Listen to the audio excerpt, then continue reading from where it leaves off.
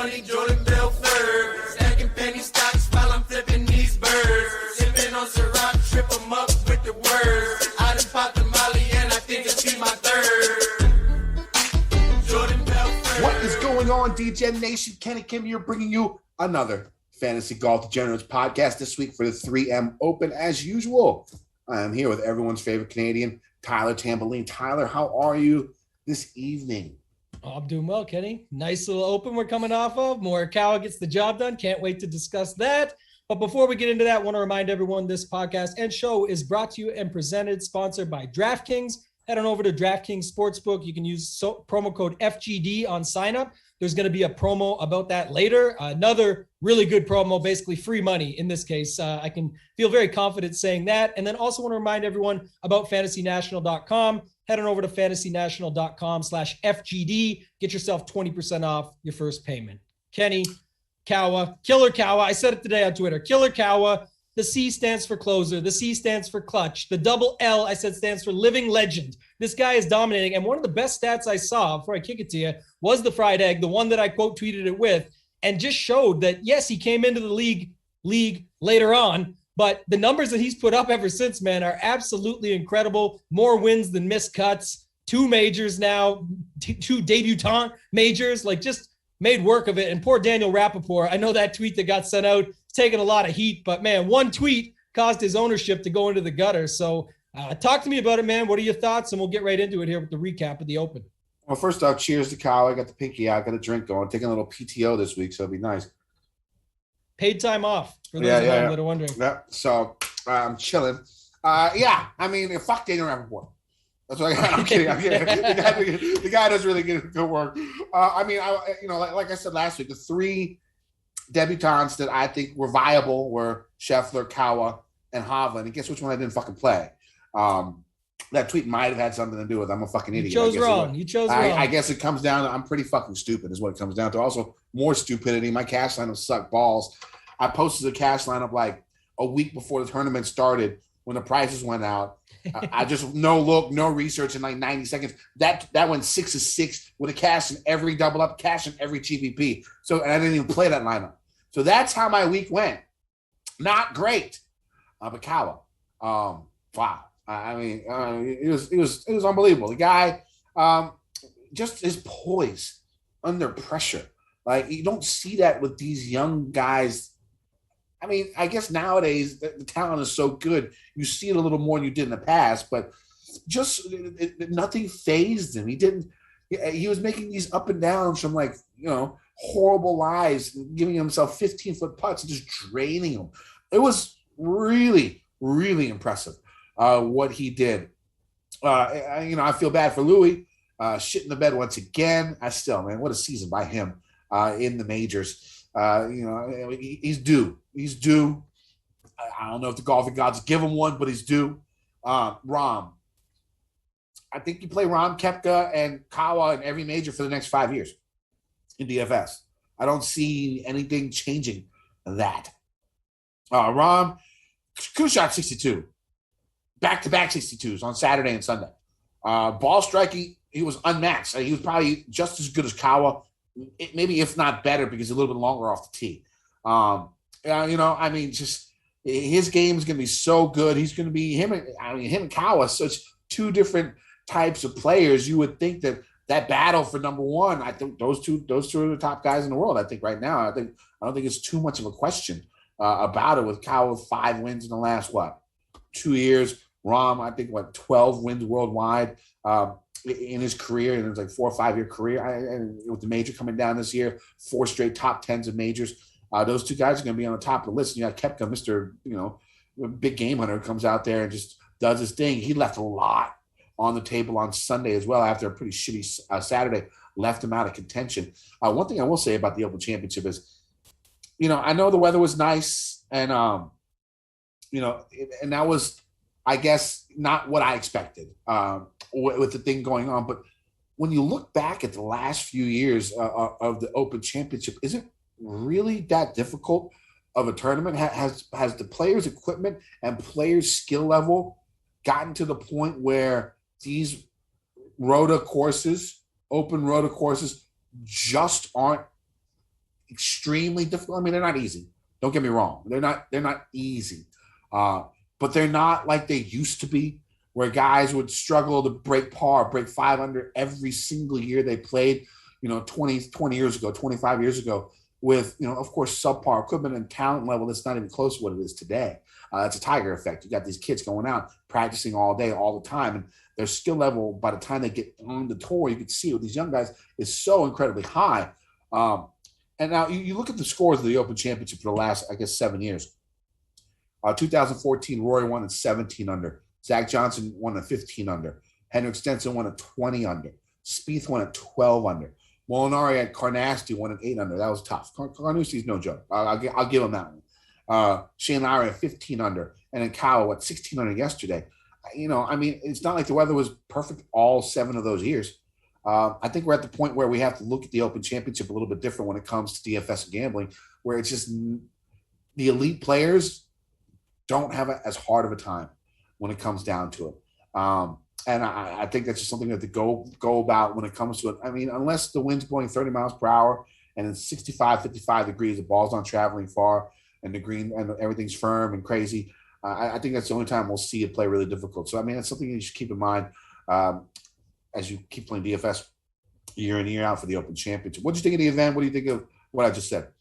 Yeah, some of what you just said is perfect, spot on. I think I'm not, the equipment, some people are still trying to figure out their equipment, Bryson with his driver, things like that. But I think as far as the skill level goes, a couple of points that you made just points back again to Majestic Morikawa, because part of the Tiger effect goes into that. I know Rick Gaiman said it yesterday. I saw a little clip posted out by CBS, and he said, like, of the modern era, this is the closest thing we've seen to Tiger. When you run the numbers, it's hard to disagree with that. And I think that's just going to be the case. I don't think we see another Tiger Woods, and that's because the Tiger era was different. He was just head and shoulders above. But it's been talked about so many times with guys like Brooks Koepka coming out and doing their thing, and how special that was, and how many majors he picked up so quickly. And then on the contrary, things like Rory McIlroy, not enough, or not what people thought he would have by now. DJ, how is he just getting his second at that November Masters, so on and so forth. So I do think there's some conversation to be had around that, because Morikawa is doing it in the era of how strong these fields are. I definitely thought it was funny to see. So Rahm is the guy there, not Ricky Fowler, to congratulate him when Kawa comes down those steps. And that's good to see, because I think they're going to be congratulating each other a lot. And a lot of these majors. Fowler's married now, so he's bitter. Probably. So he doesn't come down and handshake everyone at the end. He's like, fuck that shit. You don't got time for that shit. Yeah, I don't know. There were some good Sundays out there, though. Bryson, speaking of Ricky, he had a 5 under. Bryson had a 5 under. Brooks had a 5 under. Xander, like, all these guys battled back. One other thought I had too, Kenny, just speaking to it, from last week, the debutantes and the guys you mentioned, Scheffler, Hovland, Morikawa, the jokes on Rappaport, we'll keep making fun of that. But I just think the thing was, though, the one guy that did not do well, he still did okay, finishing T12. But, Scheffler was T8. Morikawa was first. They're all right there. Morikawa and Scheffler played Scotland the week before. Talked about Scheffler popping up a 63 there. Kawa didn't do well. He was a T71, but then came back and did his thing. He definitely figured out whatever it was he had to. They talked about his caddy getting his putter in line at both the PGA Championship, giving him some tips on what to do there with his putter, and then switching it up completely for the Open. But man, some of those up and downs and those saves, even when he short-sided himself down the stretch, you could talk about so many guys in this field. Robert McIntyre, who we'll talk about for this week eventually, another guy that's been sort of hunting it in the big games there. Him and Scheffler both T8, two guys that have been crushing it. Scheffler's major season, those 6 majors that were rattled off, all T19s or better, capped off with this T8 when he really didn't even do anything down the stretch. That's pretty incredible too. So we'll be talking about Morikawa for a long time. I'm excited about that part of it. What about Spieth? We didn't talk about him. Last thoughts, I guess, but Spieth, man, gave himself a chance. Obviously that bogey from 2 feet, whatever it was on Saturday, certainly didn't help. He's lucky, I think, that was hole 18, because I don't think that would have helped going if he had 2 or 3 more of those tougher holes remaining. But battled through it on Sunday, man. Had himself a pretty good round. Just didn't, in the end, luckily he lost by 2 and not 1, because that would have stung. But what were your thoughts on Spieth? And you mentioned those other 3 guys playing at all majors. It feels like you got to play Spieth at the Masters and the Open every time, no matter what. Yeah, well, I said last week Spieth was number 1 in my model, and of course I galaxy brained myself and then not playing him because of the ownership. Also, I said Louis was my favorite play in the 9K range. I galaxy brained myself and then not playing him because of the ownership once again. So yeah, last week was the epitome of overthinking for me. Basically, is exactly what I did. I lost like almost everything. It sucked. It was a horrible week. But Spieth, it looks like he's back. I mean, the way his game is, I think the biggest thing about Spieth is his drive looked pretty damn good. He was shaping it right to left, left to right. He had control over it. Didn't miss too wildly that often. If he could do that repeatedly, event in and event out, I mean, he could be right up there as well with Kawa and Rahm. Just because is how masterful his short game is, how good of a clutch putter he is. And golf is just better with Spieth up on top of the leaderboard. I mean, a couple of years ago, I thought maybe he was going to go the road of like David Duval or something like that, but obviously I was wrong, which is happening a lot here recently. So I think it's good for golf when he's up there and that strong, and it's good for the game just because it just shows that it's not really, and it's weird. Everyone's talking about distance and how it's detrimental to the game and they have to roll the ball back or do whatever with clubs and do whatever. But, two of the top players in the game right now are fairly short off the tee when you look at Kawa and Spieth. And their other aspects of the game are so strong that they can get it done in this age of, bomb and gouge. So that's nice. And the thing about Rahm is for a guy who hits it as far as he does, he's fairly accurate, middle of the road in driving accuracy on tour. That's a strength. And God, his irons are so good. So good. This past week. I mean, every time you saw him, he was in the middle of the fairway. He was hitting it 15 feet or less and then missing the putt. Basically, that was Rahm's week. And he was close. And I think still right there. And also Kyle Porter posted a tweet last week on Twitter about the strokes gain era and the only two of the best tee to green players since the strokes gain era. And obviously everyone that we talked about is up there. Rahm, Tiger were the only two that really had a putter that you could see. And the numbers show for how good their putter was with matching with those other stats. And I think that's important. And that's why, like you said, the guy played himself basically out of it. So you thought, and then all it takes is a Saturday, Sunday round and he's right back in the mix. Like you said, even left strokes out there. And he did have some, near calls on hole in one almost there in the final round, things like that. He definitely still left a couple shots out there with the putter and still finished 11 under to Kawa's 15. So I think it's just like you said, something to watch. It's just a sight to watch, I should say, going into the future as we continue to watch these things. Unfortunately, Kenny, no majors for a very, very long time. Yeah, it's going to be a little bit, but we got the Olympics, we got the Ryder Cup. Looking forward to both of those. So I mean, we got some things to go. I mean, I know it always gets a little bit slower once football starts, but we'll be grinding it out week in and week out. All right. So anything else we want to talk about before we get to this listener league? No, it's all good, man. All right. So we got a Pico 3. I think this is a multiple time winner because that Prince avatar looks familiar to me. I'm a big fan of Prince. Game Blouse is one of the best skits of all time in comedy. Dave Chappelle, it's got to be, right? It is the greatest sketch comedy skit in the history of sketch comedies, I would have to say. So Jordan Spieth, he had 112 points, of course, finished second, 27% owned. Good job there, DJ Nation. I am an idiot. Justin Thomas, 20% owned, 58.5 points, finished in 40. What's up with JT? The talent and everything, is he going through a slide? I mean, I know he won the Players, but I mean, like, the major performances haven't been great. He hasn't been working that. You think it's just a little bit of a? It's been the putter, though. It just continues to be the putter, and I think that's gotten to his head. Which then you've seen it with other guys in the past. Spieth went through it before he bounced back, and I don't think JT's going to have near that slide by any means. He's still my favorite player. I still think he's one of the best in the world. But obviously, when you start focusing on something else, it can affect other portions of your game. So I think that's really what it is with Spieth, but still not something I'm going to shy away from in the future here. Yeah. Kawa, of course, the winner. Pico 3 had 7.72% owned. Matthew Wallace, 1.56% owned, finished in 40th. Poulter, 10% owned, finished in 28th, 26th. And Corey Connors, the Canadian brethren, who I didn't think would do well. I guess I just overthought again because, I mean, when you think about it, the way his iron game is and how accurate he is off the tee, it just made sense. I just didn't think he could do it in those windy type situations. But, of course, there was no wind. So he finished in 15th, 1% owned. What you think, Atlanta? Yeah, Corey Connors is basically the Canadian Morikawa, right? And then you've got Mackenzie Hughes is the Canadian Spieth, just drains it from everywhere. So I was making fun of that all weekend. I hate to see it, 1%. I wish I played more Corey Connors, but I had a little bit of them there. It was good to see 1% here. That's just great. Poulter made a lot of sense. Wallace was a sneaky play there. Basically looks, solid build overall. I like the 3-9K guys. I like staying in the 7s. We talked last week about Burns. Yeah, I'll probably make the cut, we said, but you can get him in there and be different with him, but it may not have been necessary with how many other guys you could play. And it looks like this lineup was basically, a Wallace or Poulter to Berger and a JT down to Louis, away from possibly, close to the nuts, maybe not the optimal, but very close, to even higher scores. So managed to sneak it out here with a 1-point win in our listener league. Already saw that he joined the Tournament of Champions, invited him this morning for our end of year league, which we'll get some more details on shortly here and give you guys some info on. But I think there's 33 in there already so far. And then of course the 3-man, he'll join us this week. So shout out to Pico 3, really nice lineup here, and probably made some money elsewhere on top of this money, the $1,000 with the little bit of overlay we had thanks to DraftKings there. Sounds good, man. And on our, it's already up.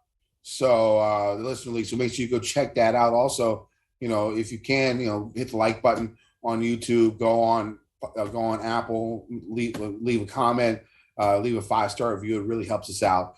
We don't say that often because, I really don't care. But now, for Pat's sake and for the network's sake, let's go ahead and get that done. All right, so let's get to this week.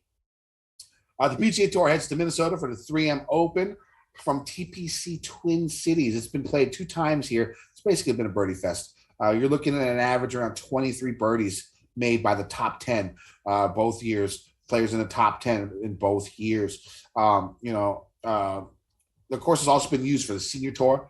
I mean, when they played in the Senior Tour, the winning score was like 21. Average winning score was like 21 under. They added about 300 yards to it, to the course before it switched over to the PGA. Added some trees, narrowed the fairways still a bit, even though the fairways are still pretty wide. Hollis Kavner, the 3M Open executive, agreed and said, we don't want the hardest course on tour. We want birdies and train wrecks. Bogeys are really no fun. Train wrecks are possible. 27 water hazards on the course. But the leaders, at least in 2019 when they played, I think the top 10 guys, they totaled 3 double bogeys for the week. So, avoiding those numbers very, very easily possible. Expect the winning score to be around -20 or more this week. And it also depends on the weather. I don't see them having too much wind. There was a bunch of rain this week too, so it could be soft. So it could be prime scoring conditions. The Arnold Palmer designed TPC Twin Cities, 7,400 yardish, par 71 with 4 par 3s and 3 par 5s. That number can change. The tee boxes are very widespread, so they can do whatever they want with the course. Also, the length is a little bit skewed because the course is 1,000 feet above altitude. So balls will travel a little bit farther. The par 5s are on a little bit longer side, but with the altitude, golfers, longer hitters, medium to longer hitters should be able to reach them all in 2. Par 3s are going to be difficult. 3 of them are over 200 yards. The par 4s vary in length. I think there's 6. There's like 6 between 400, under 450 yards, and there's going to be 5 between 450 and 502. Scoring needs to be happening in these par 4s. Really, the top 10 guys in the past couple of years, the majority, I'd say probably 80% of them shot -7 or better on the par 4s for the week. Off the tee, golfers are going to see tree line fairways, above average in width, bunkers in the landing zones, water in play.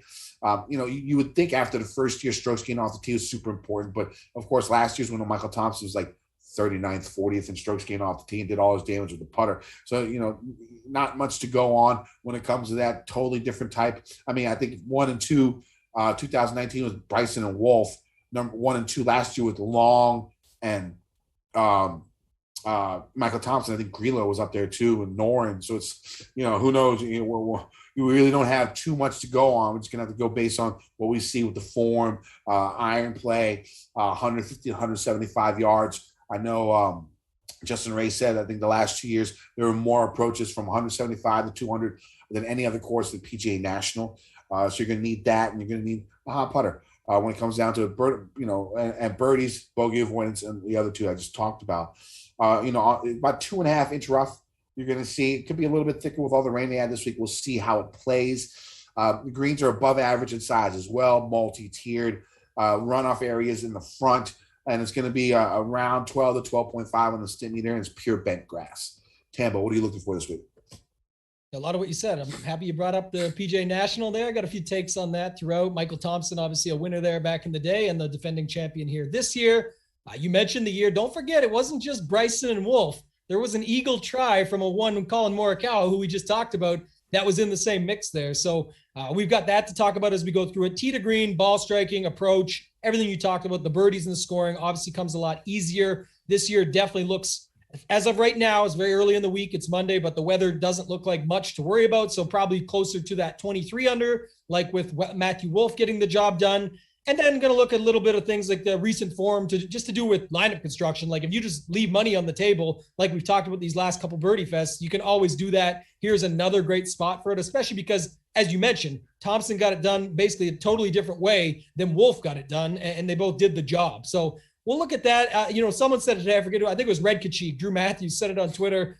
This is not an exciting event. Don't come on here on a podcast and tell me you're excited for this. I couldn't agree more. I absolutely hate this fucking event, but I understand there's people, around like, Feinberg hopped on and goes, don't forget everyone's in the tout space, or everyone that does these podcasts is from this area. So yeah, that's probably why it is exciting, but I'm kind of excited too, Kenny. I'm hoping DraftKings pulls something together next week for the Olympics. And with that said, we've got a little bit of an offer here from DraftKings Sportsbook. DraftKings Sportsbook is not only my favorite sportsbook, but also America's top-rated sportsbook. Speaking of America, America's top athletes are headed to Tokyo to compete for gold, and DraftKings has a medal-worthy offer just for our listeners. Listen to this great offer. Place any pre-event wager of $1 to be able to cash $100 in free credits if America wins any medal this year. That's 100 to 1 odds on an American athlete to stand on the podium and receive either gold, silver, or bronze at the Olympics. 100 to 1 odds on an offer like this doesn't come around often. So sign up for DraftKings Sportsbook now to get in on all of the action. I love using DraftKings Sportsbook. It's easy to navigate, has plenty of instructions for new bettors, and nearly limitless ways to get in on the action. My friends and family have been loving DraftKings Sportsbook, and I know you'll love it too. Download the top-rated DraftKings Sportsbook app now. Use promo code FGD when you sign up to turn $1 into $100 in free credits if America wins a medal. That's code FGD to turn $1 into $100 in free credits for a limited time only at DraftKings Sportsbook. Must be 21 or older, NJIN or PA only, new customers only, restrictions apply. See DraftKings.com/sportsbook for details. Gambling problem? Call 1-800-GAMBLER or in Indiana, 1-800-9-WITH-IT. Yeah, definitely looking forward to the Olympics, looking forward to Sung J M. If you got a chance, and you follow the Sung JM tracker on Twitter, he has this video up that got me like super hyped. Like I wasn't even into it, but he showed this video of Sung JM and it got me so hyped. Go check it out on Twitter. I think it has, the music's great for it, about a minute long. And man, I'm sort of excited about the Olympics next week just because of what's really on the line for the two Korean players out there. All right, so let's get to this. Did it get you more hyped than when we were at the Honda watching Sung Jae win? I mean, probably not. But if Sung Jae wins next week, I'll run around my fucking house naked, with the fucking Korean flag draped over my shoulders. I actually did that once. I've told this story before on the pods, but since we're a little bit, since we're on a new platform, we have some new listeners. I'll go ahead and tell it again. It's the story of when I actually proposed to an ex-girlfriend of mine. So I was watching a Redskins Cowboys game, right? It was like 2006. And so, the girl I was seeing at the time, all her friends were getting married, and so she was bugging me. Oh, so when we were together for like 3 years. She was like, when we get married, I got the ring from her mother. It was like a grandmother's ring, asked permission, got all that stuff. And so, she's a sneaky little girl. So I had to keep it on me all the time. And so I was watching the Redskins Cowboys game. I was at a bar first off. And there were a bunch of Cowboys fans. And so it was like 14-0 at half, or, we were losing all the Cowboys. I was getting pissed off. I was hammered. I went home. I was like, fuck this shit. I'm not going to do it. We actually worked there. So I didn't want to fight people. It was 26. It was my fighting years, and so I decided to go home. She was there and, I was watching the game And I was just getting more and more pissed off. It was like getting late into the fourth quarter. We were still losing. Brunel was throwing picks. And so, out of the corner of my ear, she's like, "So when are we getting married?" And I just fucking lost it. Like, it was the alcohol and the fucking stress of the fucking game and all this shit. And I pulled the fucking ring out and I threw it at her face. And I was like, "There's your stupid ring, bitch. Shut the fuck up so I can watch the game." That's how I proposed. And so and that was a game where Brunel threw those 2 bombs to Santana Moss to win the game with like 30 seconds left. He scored like 2 touchdowns, like 2.5 minutes. And I got hyped. And I went back to the bar and I had this Redskins flag draped around my shoulders and just started like waving and running around the bar. And then I went back home just to talk shit to all these fucking Cowboys fans that pissed me off earlier. And then I got home, and on the way home, I was like, did I just propose? I was like, oh shit, I fucked up really bad. Now the thing is, she's so desperate to get married that she said yes. We were engaged for 6 months, and then I knew I made a mistake, so like I just stopped coming home for like 2 weeks. that's how that relationship ended. So I was not the nicest guy. Like, I just stopped coming home. I didn't go home. I was literally gone for like 2 weeks. But anyways, my little story about running around. And that happens. I will run around with a Korean flag.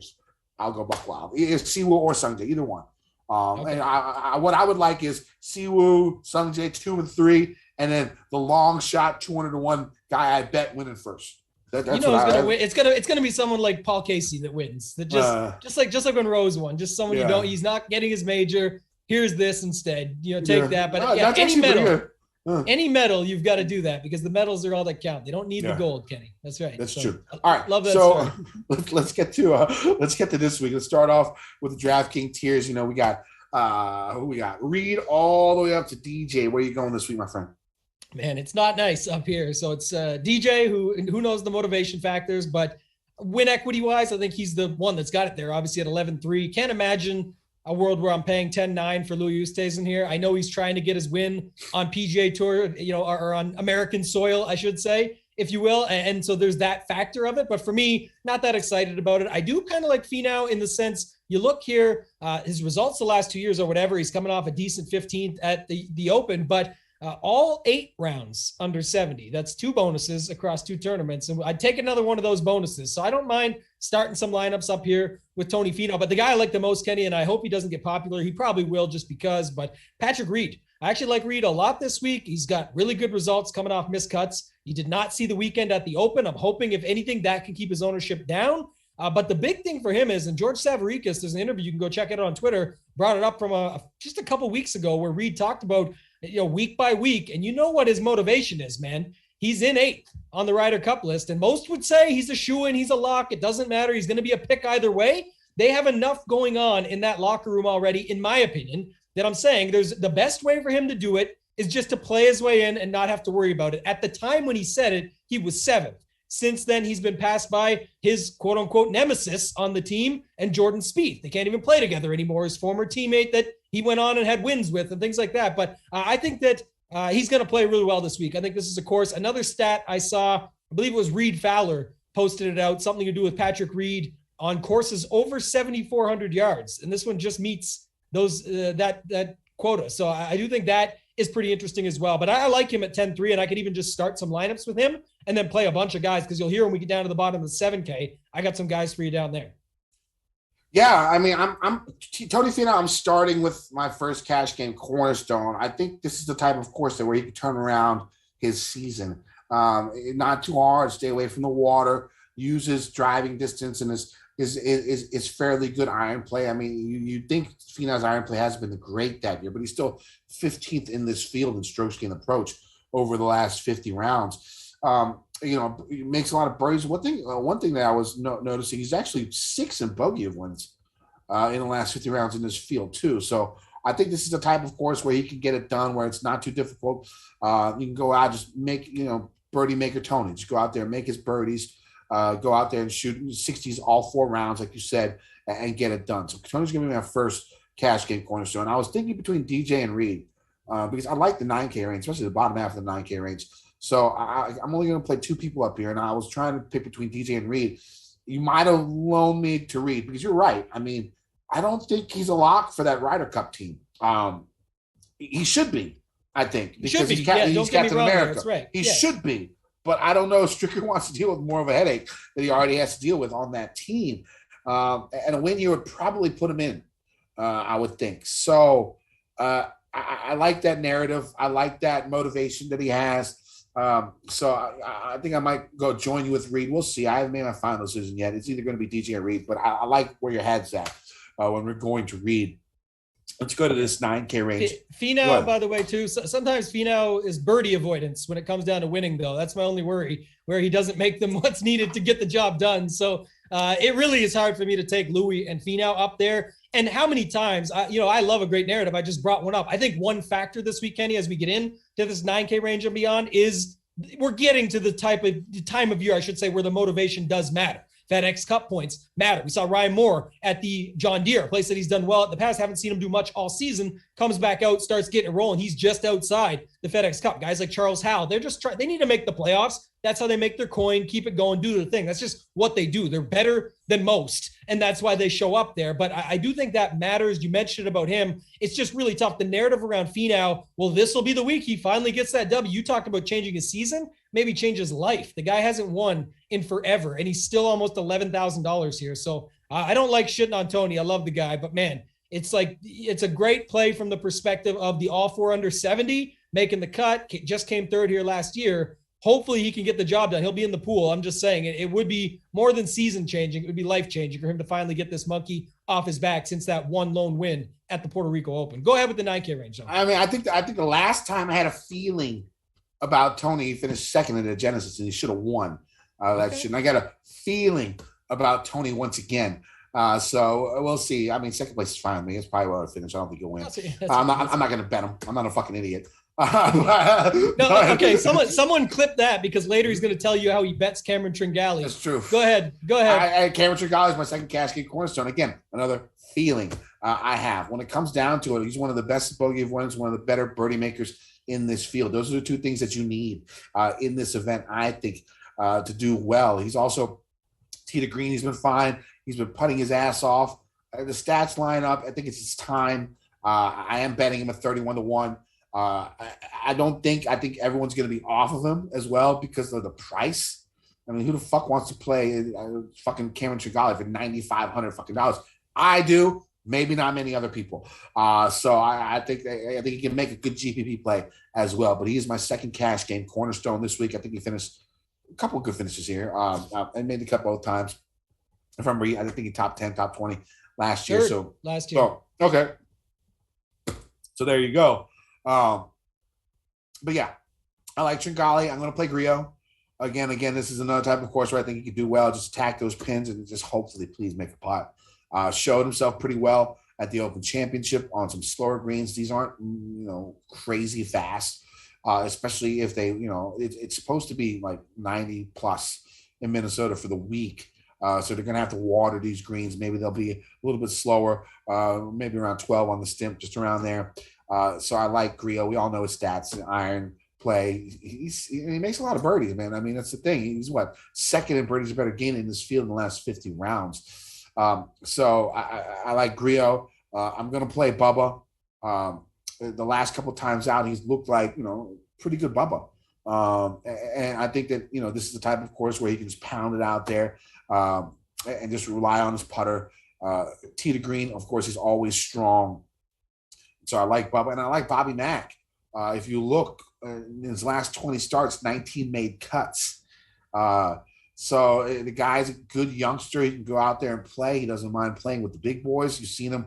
I think he's finished, made all the cuts in the 4 majors this year, if I'm not mistaken. The guy knows how to play. He knows how to do it. He's going to be someone, and he wants to earn. He's right on the special exemption list. If we're going narratives. He's right by there. So if he gets enough points, he can get special exemption like Will Zalatoris had and get as many sponsor invites as he wants to try and earn his tour card. Because, playing in Europe and winning there is great, but everyone wants to play on the PGA Tour.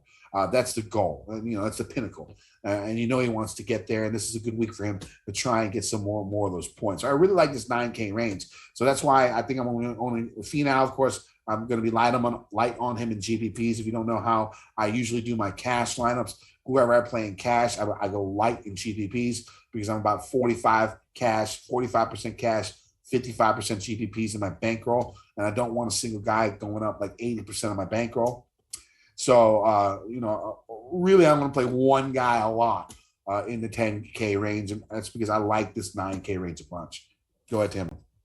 Yeah, what you're trying to say is the M in McIntyre stands for motivation. That's the line, right? You're trying to get to that one. I do like that. I don't think a lot of people want to go there at 9,000 if we're being honest. I know everything you just said makes sense. The made cuts, for just overall, and the fact that a lot of them, the big ones that were in majors, like that's huge, and he just had a great finish there. So it'll be interesting to see where people go there. I'm not sure what people will do with Bubba because I like the Bubba bet. I actually bet him at 40-1. We'll talk about our bets at the end of the show, but I think the Travelers, he let everybody down, came back out with what was, I think it was like a 64-67 weekend at the Rocket Mortgage Classic, where everyone was saying, where the hell was that last weekend, Bubba? And he comes out and does that. So it kind of makes sense. I really like Grillo, though. I've got a guy later that's basically Emiliano Grillo light. But the thing about Grillo is he scores well in low-scoring events. Like he goes low in those events. What am I trying to say? He's a better play in go low events. We like him there. He always sucks at putting, but the only place that they always say is usually better on bent grass. That's what we have here. He got third here just last year, and he's actually the best. Depending where you're looking at Fantasy National, where we use, he's second in approach in the last 50 rounds to Keegan Bradley. So that all lines up. Like you said, you can get those greens watered down a little bit. It worked last year. He got third. This is the type of place he could show up. Just had a great showing overseas in the Open. So I think he's a great play here. I'm interested to see where the ownership goes between Tringali, who you mentioned, maybe people don't want to pay $9,500 for him because it does kind of feel like it could be like Louis and Cowell last week. The two guys just sitting there in the Nike, him and Grillo make a lot of sense. But then I want to get your take on this before we move to this 8K range, and that's Matthew Wolff. Because this guy skipped the Open, but he's going to come back and play the place he's a champion 2 years ago, the first time they started out here. So what are you doing with Matthew Wolff this week at 9,700? And then what do you think others do with Matthew Wolff at 9,700? If I don't play DJ and if I read, I think I can fit Wolff in.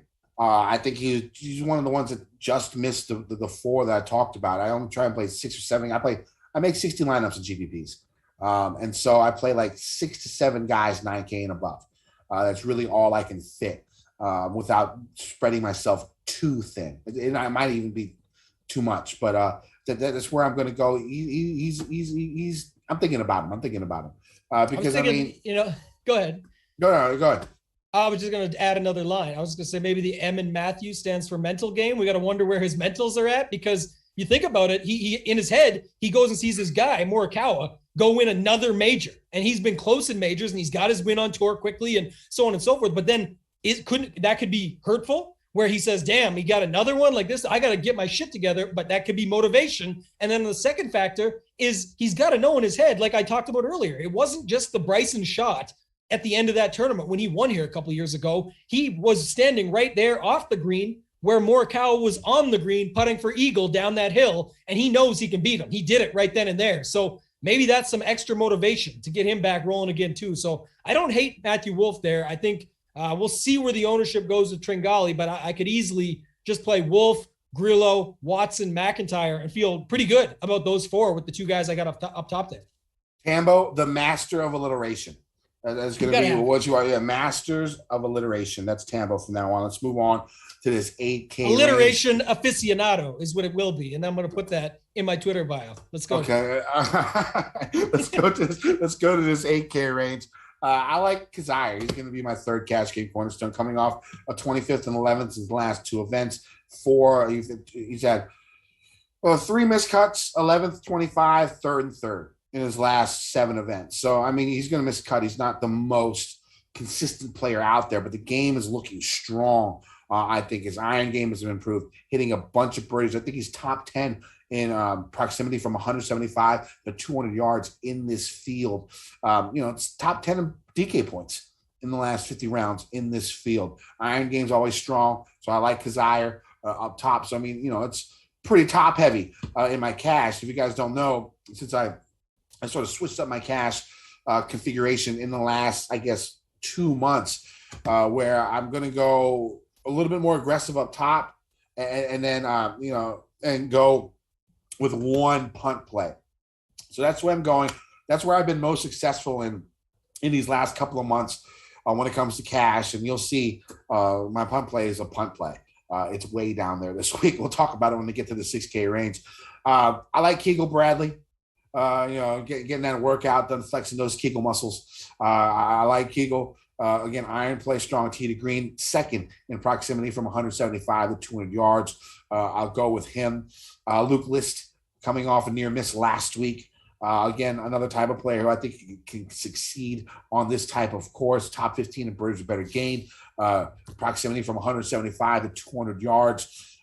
Strokes gained tee to green is fifth in the field. Again, it's going to come down to the putter with him. Those are some guys I like in the 8K range. Tambo, what about you? Yeah, I do like List that you mentioned there. I can get behind Keegan, talked about him earlier in comparison to Grillo. I think that makes a lot of sense. A couple other guys that stood out to me. So one, Charles Schwartzel. No one really likes to play Charles. No one really likes to play a Charles that we'll get to later as well. But both those guys can pop at any given time. And I know Charles, third here last year, 7 of his last 8 made cuts with some decent finishes in there. So I think he makes some sense. I always like, and usually you like, a little bit of Mav McNeely. Right? So DK scoring, fair price. I was looking at it. His form is still so good. 18th, 21st, 30th, 20th. Good with the longer irons, and we know he can get hot at times with that putter. But this is the one to be a hard sell, Kenny. I don't know if you'll take this, but I mentioned earlier PGA National. Michael Thompson won there back in 2013, won this event last season. Another guy I mentioned earlier went with 5 under on Sunday. There was Bryson, there was Brooks, there was Xander.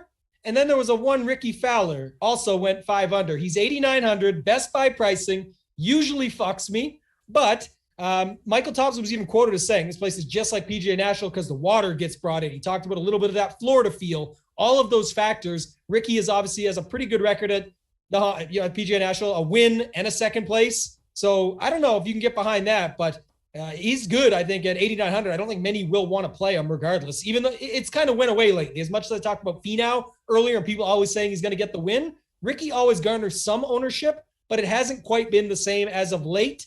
And because now he sucks. But 8,900, in this field, what do you think? Can you get behind it? No. Okay. No. I'm going to roll it. I'm going to add him in there. So I got Fowler. 7,900 maybe. Well, he was 7,300 in a major last week, so and he didn't come he was through. Too expensive. He was too expensive. But he had a good Sunday. He was too fucking expensive. 6,900. No. The best was when you told this is sidetracking it again, but the Morikawa and his woman Kat Zhu model. Don't marry. Yeah, don't get married. Don't get married. No, it's cool. He got to ride or die before he got famous. Yeah. That's a really, I think it's a pretty important thing for athletes and celebrities and stuff like that. But you don't want a gold digger bitch to come up on you. You know what I'm saying? You get that. You don't want that. That's a really cool thing, and it seems like it really helps him. He said he didn't start winning in school till he met the girl. Maybe he never got laid before. I don't know. He's 5'9", he's Asian. It's tough for us. But something. So. But either way. Now, if he wants to get married, I can get down with it, ride or die before he's famous. But don't do it. Don't ruin your career. And you just said that, and that's so funny because as we were on here, speaking of Daniel Rappaport, we'll bring him up one last time. He just tweeted out. Fuck that dude. Listen to this. A stat he was thinking about today, he said, was Morikawa won 5 times out of 49 events at Cal. He's now won 5 times out of 48 events on the PGA Tour against the best in the fucking world. And so that tells you something. Maybe, again, more Kat Zhu for you, but yeah, she's pretty nice. So good for Morikawa. The thing is, like, on and off.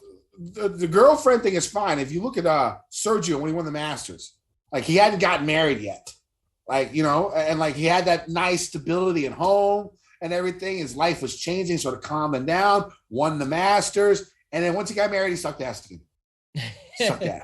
Sucked ass. Oh, man. Something to monitor. Yeah. Strokes gained getting married. Negative. Always negative. Always negative. All right, so let's go to this 7K range. Tambo, why don't you start? Yeah, a few guys here. This is a tougher range up top for me, I guess. There's a lot of names you can name. I actually like the bottom quite a bit more. I'll save it for afterwards. But I'm thinking, first off, Chris Kirk might be a little bit of a good pivot in here. He's had a pretty off and on season, but it's been better. And I wonder if you look, the big thing for me, looking at Fantasy National, Kenny, and again, if you aren't on Fantasy National, get over to fantasynational.com/FGD. Get yourself 20% off the first month. You're able to get all these tools, have them for the playoffs upcoming, get a month, get a year, whatever you want to get the deal. But if you look at their numbers over the last 50 rounds, I'm talking about Chris Kirk and Doug Gim. And I know you're going to talk about Doug Gim. You mentioned it on Twitter last night. Gim Chi, you said he likes better. Our boy Mayo calls him the Gim Reaper, as do many others. But I just think that's kind of interesting. When you look at their numbers, Chris Kirk has almost the exact same numbers with a much better putter. So if it's going to be an ownership gap there, I think you could go to some Chris Kirk, get some upside of him at 7,900. Hank the Tank, I know you're going to talk about him too. 8th, 4th, 5th, 31st, 17th, 51st, 13th. And before that, this guy is just on fire. Hammer and Hank, 26th and 34th the last 2 time years. He's probably the chalk I'll be okay with. I think he'll get popular as well. And then I mentioned earlier a couple guys. Ryan Moore is one. Motivation factor just outside the FedEx Cup standings. Why wait? Why not do it now? And the biggest thing, and the reason I like Ryan Moore quite a bit up in this range, Kenny, is how often, I know you got a vacation planned with your family, that's fine, but how you skipping the Open? You make it into the Open and you decide to pass on it and go on vacation with your family. I'm all about family first. I love my family, but I'm saying if you get into the Open, like I get a ticket for the 44-44 Mega Millionaire Maker on DraftKings this week, and I can't play it. I have to play it from there. Somehow it's a live event. And I decide I'm not going to go on a vacation. My family better pack their shit up, get in that plane, head on down to wherever this thing's happening, and we'll have our vacation there for this week, and I'll make it up to you next week. But I do like that factor. If you're going to skip that and say you're still going to you're confident enough, you're still getting the job done here, and then he just played well at the JDC, I think I'm going to go back to some Ryan Moore, no problem up top here. What about you? Speaking of, isn't today happy anniversary, right? 7th anniversary for you, for you and the wife today, yeah? It is my What do you got planned? What do you got planned tonight? In Canada, Kenny, we call it grilling the steak. Is that what does that mean? Grilling the steak? Yeah, is that what that means? Well, I told you I get a nice steak and cooking. He said you're married for 7 years. Then you start talking about the food. That's part of it. But it's not only pounding because the wife. You're really grilling the steak. That's what you're really grilling a steak. That's what that means. You're saying that you're going to grill it and eat the steak for your anniversary, and not. I'm doing both. I'm doing both. But that's what people say that have to wait. Most people have to wait for anniversaries to get to that point, Kenny, and that's just not the case for some others, right? So that's all I'm saying about that. But it's been a good 7 years, and I say it all the time. I got the best wife. She's super supportive. She loves me. She lets me do what I do. I have to tease this damn announcement, but there is an announcement coming, and I saw on Twitter people joking about why is there an announcement about an announcement? It's called a non-compete. When you leave a company, you have to tell people that you're not going to have your shit there anymore so that they know why you're not on the site anymore. But sometimes you're not allowed to just go and say what's up next because you have a reason there that you cannot do so. But I can promise you, I'm going to a really proven site that you guys are all going to like, and it's going to happen. It's not happened yet, but it's going to happen. So I'll leave it at that, Kenny, and you take me through your upper 7K range and get back on track here. Hank the Tank and Doug Gim. You already talked about it. I mean, Hank the Tank is playing so fucking well. 7,900 seems cheap for me. He could be uber chalk, but fuck it. I'm not going to overthink it again this week. Chalk's been hidden. It's crushing. We're going with it. Yeah. We're going with it. Seaweed Doug, 7.7 strokes gained with his irons last week or 2 weeks ago, the John Deere. I think this could be his time to actually do something. We always call him Seaweed Doug over here because Gim in Korean is seaweed. So it's also my last name. There's no hard K. I talked about this before. There's no hard K in Korean. So it's the same last name as me. It's the same as Kim. So we got to like Seaweed Doug this week going with the Korean. I like Lanto a little bit. It seems like his game's coming back a little bit. I think he's more known as a fall type golfer, but it looks like his game is trending on a little bit more better path. He had a pretty good showing, decent showing last week, at least for a few rounds at the Open Championship. I sort of like where he's going for that. So, iron game is strong. Top 5 in proximity for 175 to 200 yards in this field. So I really like Lanto as possibly a low-owned guy. We'll see. I'm an ownership guru. But we'll see how, maybe single digits if we're lucky. And I like Lanto. I'll go ahead and go down to the bottom of this. I like Troy Merritt again. Another guy who sort of tends to do well on a low-scoring golf courses. Jonathan Vegas, of course, a guy who's going to make a ton of birdies, do his thing. He's still top 25 in proximity for 175 to 200 yards, top 15 in DraftKings points in the last 50 rounds. I like his price a lot. Adam Shikopotamus I will go with the Shekopotamus this week. I had a good showing a few weeks ago in his last time out. I don't know if he played the Barbasol. He might have. I didn't really look. But I like him. Again, another guy who makes a ton of birdies. Going down a little bit more, I think Scott Stallings is someone that you can look at. His ball striking has been pretty good, gaining strokes and approach and off the tee in his last 12 rounds, in his last 3 events. So I like Scott Stallings at 7,200. I might throw something a little bit at James Hahn, who went really low last week. 60. 1 round. 60. Yeah, really low. If he could do that again on a course like this, the guy just pops out of nowhere. So I like Hahn down below. Who do you like in this lower range? I like a lot of guys. One I missed up top, I just want to click back right quick, was Charles Howell. The guy said earlier, no one plays Charles, no one plays Charles. He's the guy. 3rd and 23rd here last 2 times, just got 23rd at the John Deere. I think he makes sense. Mito Pereira, the Chilean sensation. I talked about him a little bit here. He just got a 5th at the Barbasol after we played him at the JDC, and he got a 34th. Speaking of, we were number 1 in Chile last week in fantasy sports on iTunes. Number 1 in Chile. I don't know who the fuck listening in Chile, but you Chileans, thank you very much. I love your sea bass. It's delicious. That's probably racist. I'm sorry, but whatever. It is delicious. Better than butterfish.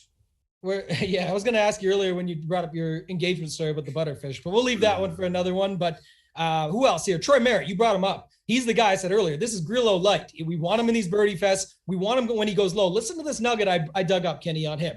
We know he almost won a couple weeks ago. He lost to Cam Davis, right, in the playoff there. But check this out. He won the Quicken Loans in the first week of August back in the day. And then he won the Barbasol this exact week that we're headed into. So this is his time of year. This is his time to shine. He's got some really good events coming in. If you look at his numbers, he's basically had like a mini Seamus Power type season. Seamus Power finally got the job done yesterday after a lot of luck and, JT Poston basically giving it away down the stretch. But I think Merritt's kind of similar. Reevy's on a little bit of a run. Shank, who you mentioned, actually did play the Barbasol, finished 15th yesterday. And then after this, a bunch of H guys, man. I like Hostler, Hadwin, Hubbard, Haggy, Hahn, Hogue, and we'll get to Hoagie later. But all the H-bombs down here, Kenny, there's everybody going off in this range. I like Hostler quite a bit. 15th at the Barbasol, 25th, 10th, 19th amongst a single miscut over his last 4 before that. Really dialed in on approach on round 4, 5 under round on Sunday at the Barbasol. But all those H's, man, I'm in on. It's not the Ho train like we had that one time, but all the H's this week, we're in on it. That was great WWE time when people didn't give a fuck. The Ho train was like unbelievable. Can you imagine the guy who came up with that stick? Why don't we get a pimp out here, just brings out women. Bring out the hose. Can you imagine that nowadays? That shit would not fucking fly. But that was great when WWE was back then. All right, after the John Cena reappearance, I had to bring it back last. You know what? That was pretty money yesterday. I don't watch as much wrestling as I once used to. But him coming out and you seen that little kid just get fucking hype. Fucking hype when fucking Cena came out. That was pretty fucking cool. Yeah. So I'm 40 years old and I'm still making WWE references. Hey, a great follow out there is the Ric Flair one. No context Ric Flair. It's hilarious. Go ahead and follow the guy on there. Yeah. All right, so let's go to the 6K range. Tambo, why don't you start? Oh man, you keep flipping it back to me. Sam Ryder, gotta love this guy. Literally just got 3rd yesterday and gained 1 billion strokes on approach. I always like him anyways, boom or bust, but I want to get the boom. I like him in events like this. I'll go back to Roger Sloan. So Roger Sloan was a big play. I believe it was the John Deere Classic. He was one of my gasket cornerstones. I missed the cut. No, he made the cut. No, he finished DFL. It was like almost DFL. It was like 71st place or something. But anyway, no one probably played Barbasol DFS, or most didn't, even though they had some tournaments. His approach game was dialed in. He got another like top 30 or something. So I'll go back to him. Canadian brethren, I like him. Hoagie hops aboard that Ho train we just talked about. Definitely fits that. Scott Brown did his thing at the John Deere Classic, but I think he's kind of like a top 15 or bust. That's why I will play a guy like him. I want to get your thoughts on, I'll give you 2 more. Bronson Burgoon, Bronson boom, Burgoon bust. We always talk about that here. I'll play him though. Chase Seifert, going to take some shots on him. 28th at the John Deere Classic. Wes Roach, I'll leave for you. And then what about KH Lee? He's got this TPC track record everyone's talking about. He's got the baby swag, just posted, had the kid on, I think it was Instagram. I saw it and people posted it out there, and he's 200-1. You can bet on him this week. What do you think about KH Lee? And then who else you got down here? I got him at 225-1. I'm betting him. Okay. We'll see if this narrative takes a hold and he's like double-digit own, then it's probably worth a fade. Just game theory wise. I think when it comes down, what I messed up last week is my usual thought when it comes to chalk players is if they're elite golfers, don't worry about it. If they're shitty, there's no such thing as a shitty golfer on tour. If they're journeyman or middle of the road or on the bot trying to get their tour card type golfers and they're chalk, that's something that you can avoid. I went against that last week because I think Usti and Louis were both elite golfers, and I went against my train of thought, and it fucked me once again. Usti and Louis are really elite together. Speed. And I went against that once again, so I'm not going to make that mistake. So if it comes down to it, and you see crazy numbers for KH, I doubt it. But if he's single digits, I'll play him. There's just so many guys down here. It was more about do we play these guys because of a TPC track record, or do you leave them? I don't know. It's an interesting conversation. I don't think he'll get that much ownership. The thing about TPC courses, they're all built sort of the same. Like the reason why PGA Tour has these TPC courses is so amateur golfers can go and play this event. They don't want the shit to be incredibly hard. The only one I could think of that's going to be difficult is the Players Sawgrass. And that's because of the wind and the conditions and stuff like that and the pressure that mounts for the big amount of that tournament. So, I mean, it's not just a TPC narrative. It's sort of an easier course narrative. And this is, like most TPC courses, an easier course. So we can see KH Lee doing something like that. Let me go to my final cash game cornerstone.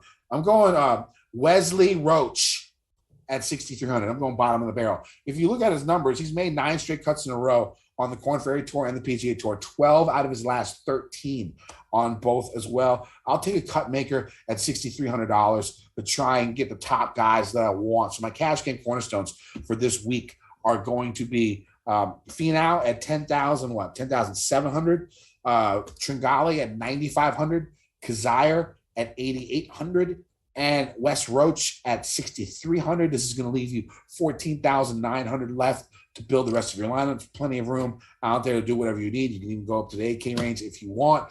I'd probably go 2 7K guys to fill out the rest of your lineup. The way I go about it is 3 guys I think that can win, 1 punt play, 2 guys that I think can top 20, top 30 that I wouldn't mind betting. So that's how I go with my cash game construction nowadays, instead of the more let's get cut makers on this, because what I've come to realize with the top 65 and ties is you're going to get single digits 6-6 every week. Mm-hmm. It's going to be single digits.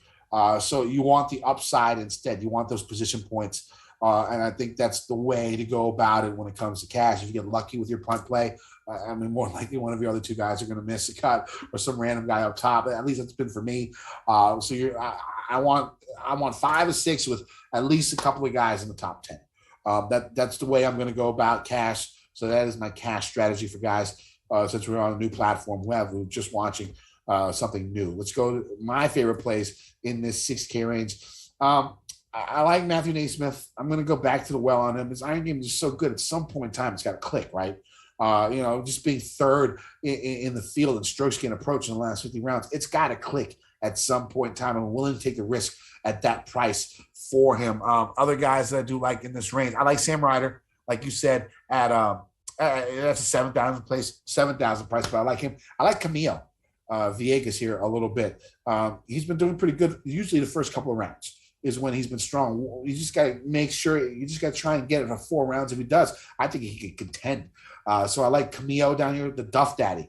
I like Jason Duff there. He's made a couple of cuts in a row, a couple top 30s in a row. Always been known as an elite ball striker. That still goes about it. Pretty good at avoiding bogeys. 2 top 25 in bogey avoidance in this field. Burgoon, another boomer bust type guy. Really good from 175 to 200 yards. Top 10 in this field from 175 to 200. Tyler Duncan, another guy really good from that range that I will take a flyer on. Just going about it. What's his name? Gellerman. Michael Gellerman. He's been I had it in my notes here. I said, are we going back to Gellerman? Back to your boy. I wrote it in here. What are your thoughts? Tell me. I mean, just looking at it, I mean, let me bring him up here real quick over on Fantasy National. Iron Game, just superb. I mean, in the last 4 events, he's gained 4.1 strokes, 5.6 strokes, 4.6 strokes, 3.5 strokes. He's, in the last, I guess, 2 events he's played, ball striking wise, just strokes gain approach and strokes gain off the tee. He's gained around 15 strokes on there. I mean, this putter is just god awful. But maybe he can go about it and do something here at that price. I'll take a risk. Anyone else? One I didn't bring up, you mentioned Duff, and it made me look, but Kevin Tway coming in off of 26th, 23rd, and 14th, good off the tee thing. It can always pop. I think he makes some sense. And then I just got to clear the air on Panda because Norman's on. Is he in the field? He just got in, and this is what I was going to clear the air with. Monday qualifier. The dude had to fucking eagle chip in on 17 and then birdie 18 to get the very last spot. So here's the deal. It's either destiny and he's going to come out and crush it and pull a Michael Kim, right? Former Haskins winner goes out and gets his W, or he's going to absolutely be horrible because it took all that luck to get into the field. He's not in the pricing, right? He's got to be like 6,000. Not yet. He'll get in at like 6,200 or something, I'm sure. Yeah. All right, so let's get to the bets for this week. I will go ahead and start. Y'all make fun of me. Cameron Tringali, 31-1. I'm going to start with him. Bubba, 40-1. I'll take that number. Kazire, 60-1. Luke List, 66-1. Vegas, 75-1. And KH Lee, 225-1. Wow. I'll probably throw a top 20. Probably throw a top 20 on KH Lee. Couple guys have won before in there, so you might have a shot. Tringali, the thing about that just reminds me of an. Hey, don't you got to remember Luke List. I'm not Luke. Vegas. His 2 wins have come at the Canadian Open. The winning score is like 23 under. Easy. I like Vegas. Dude. He's the one I like there. I worry a little bit about him, but the Tringali thing reminds me of when Henley won the Houston Open and at like a stupid number. It was like 25-1 or 30-1, and everyone was like, "That's the dumbest number of all time." And then he went and shipped it. But the reasoning there was a little bit more of form and history versus Tringali's like it's only a 2-time played event. Yes, he had 3rd last year, and yes, he's been playing better golf, but I don't know. It's tough to say. I've got Reed 18-1. I think that's just a great number. Like I talked, all the motivation, all those factors. I bet Bubba at 40. I bet Fowler, so I can't really talk shit about Tringali, but 50-1, at least that I saw that. I was like, hey, maybe with some of the stuff that lines up. Patton Kazire, 50-1. Vegas, 66-1. Got a worse number than you, but I'll do it. At least he's won. You mentioned the RBC Canadian Open. And then I bet Merritt at 80-1. Like I said, it was very close. Recently, he's won this time of year a couple of times, literally the same week, just 3 years ago at the Barbasol. So maybe that's some good vibes for him. Good mojo going into the final rounds, final time of the year, that end of July month. But remind everyone very quickly, Kenny, DraftKings, head over to DraftKings Sportsbook, sign up, use promo code FGD. The promo was on earlier, 100-1 odds if any American wins a medal at the Olympics next week. So, I mean, probably going to happen. Probably going to happen. Probably $100 free credits if that happens. So I think that's a good way to go about it. Anything else you got for bets? No, but one thing I will say, my one and done is going to be Tringali. And one thing I did miss in his last 3 events on bent, 12.5 strokes gained putting. This is sure it. To continue. It's going to happen. Going to continue. It's his best putting surface, or one of his best. I think he's actually better on Poa, but it's going to happen. It's going to happen. I'm going to be Tim Andercust here. I'm laying down a marker. I am laying down a marker. Tringali, at least top 5. The T stands for? Top 5. Okay, top 5. Perfect. One and done. I've got, I don't know, man. I'm getting out of the nitty gritty. I took Louis last week, by the way, so that was all right, but it wasn't as good as it could be. But I'll probably go off the board here. Keegan, Grillo, McNeely, Merritt, something like that. Maybe I'll play my guy Troy Merritt. I just got a feeling about him this week. I do like that. And I like that little nugget that I dug up on him there. Or maybe Ryan Moore. Maybe skipping the Open to be confident enough that you're just going to get in anyway down the stretch. I like it. So maybe some Ryan Moore. Well, he probably knew he couldn't do shit over there. He probably didn't want to go. He's like, fuck it, I'll take a vacation. just fucking be with the fam, come back and crush these fucking easy courses. If anyone out there can dig up and do the investigation on where Ryan Moore went on vacation and tag me on Twitter, you can find me on Twitter at ToeTagAndTambo. I'd be interested to see what he skipped the Open for. I'll make something of it. I just want to see. I'm very curious why you would not go to a major when you're in. That just seems so odd to me. All right, anything else? That's it, man. All right, you can find me on Twitter at KendoVT. You can find my article on gupscorner.com. I'm a little late for the article. I was really lazy today. Like, I watched 3 movies. When my boss called me at like 8:30, it was like, you can just take your PTO this week for the majority of the week. I got to work Wednesday. That's it. I was like, fuck it, fine. So I watched like Space Jam. People hate on it. It wasn't bad. It's a fucking kids movie. It was good for a fucking kids movie, okay? And then I watched Tomorrow War, which I thought was pretty fucking good. And then I watched like half of that Michael B. Jordan, Tom Clancy movie on Amazon too. Not bad. And then I slept for like 4.5 hours and did like a little bit of research for this event because fuck this event. But anyways, you can find my article on gupscorner.com. And of course, preview stats. Look for Trans Wednesday. I will release my favorite GPP play in each price range. Just one play, every price range. Any changes to my cash game cornerstone, my final betting card, any updates to the course. So go to gupscorner.com. Find my content on twitter.com at ToeTagAndTambo. Got nothing right now, as I talked about earlier, but it will be coming soon. I'm confident in that. Once I have something together, I will definitely be letting you know. I'm excited about what's to come in the future. We'll get to that down the stretch, but definitely follow me on Twitter at ToeTagAndTambo and hit me up there if you have any questions. Yeah, not our favorite event, but it's golf. We're still going to grind. Let's win some motherfucking money, DJ Nation. It's not even that hype. Cameron Tringali Open. That's all I'm going to do. Fuck it. Let's do it. Fuck this event. I've been getting dirty money, Jordan Belfort. Stacking penny stocks while I'm flipping these birds. Sipping on Ciroc, trip 'em up with the words.